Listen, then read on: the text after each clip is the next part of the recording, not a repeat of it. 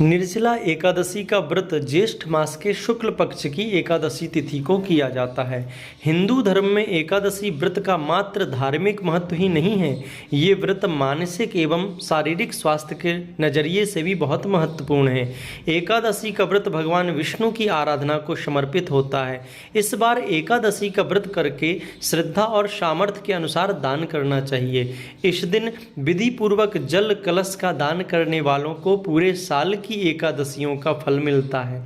इस प्रकार जो इस पवित्र एकादशी का व्रत करता है वह समस्त पापों से मुक्त हो जाता है। एकादशी व्रत का इतिहास क्या है? एक बार बहुभोजी भीमसेन ने व्यास जी के मुख से प्रत्येक एकादशी को निराहार रहने का नियम सुनकर विनम्र भाव से निवेदन किया, महाराज मुझसे कोई व्रत नहीं किया जाता है, दिन भर बड़ी भूख बनी रहती है, अतः आप कोई ऐसा उपाय बतला दीजिए जिसके प्रभाव से स्वतः सद्गति हो जाए। तब व्यास जी ने कहा कि तुमसे वर्ष भर की संपूर्ण एकादशी नहीं हो सकती तो केवल एक निर्जला एकादशी कर लो, इसी से साल भर की एकादशी करने के समान फल हो जाएगा। तब भीमसेन ने वैसा ही किया और स्वर्ग को गए। इसलिए यह एकादशी भीमसेनी एकादशी के नाम से भी जानी जाती है।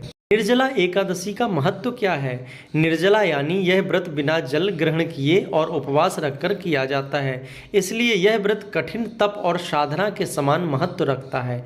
हिंदू पंचांग के अनुसार वृषभ और मिथुन संक्रांति के बीच शुक्ल पक्ष की एकादशी निर्जला एकादशी कहलाती है।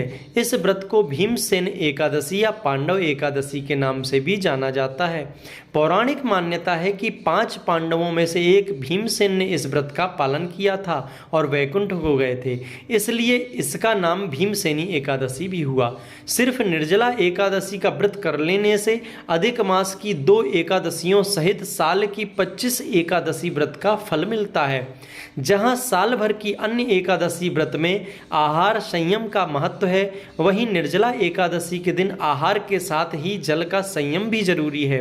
इस व्रत में जल ग्रहण नहीं किया जाता है, यानी निर्जला रहकर व्रत का पालन किया जाता है। यह व्रत मन को संयम सिखाता है और शरीर को नई ऊर्जा देता है। यह व्रत पुरुष और महिलाओं दोनों द्वारा किया जाता है। व्रत का विधान क्या है? दिन भर किन बातों का ध्यान रखना चाहिए? पहला, पवित्रीकरण के समय जल आचमन के अलावा अगले दिन सूर्योदय तक पानी नहीं पीना चाहिए। दूसरा, दिन भर कम बोलें और हो सके तो मौन रहने की कोशिश करें। तीसरा, दिन में न सोएं। चौथा, ब्रह्मचर्य का पालन करें। पांचवा, झूठ न बोलें, गुस्सा और विवाद बिल्कुल न करें।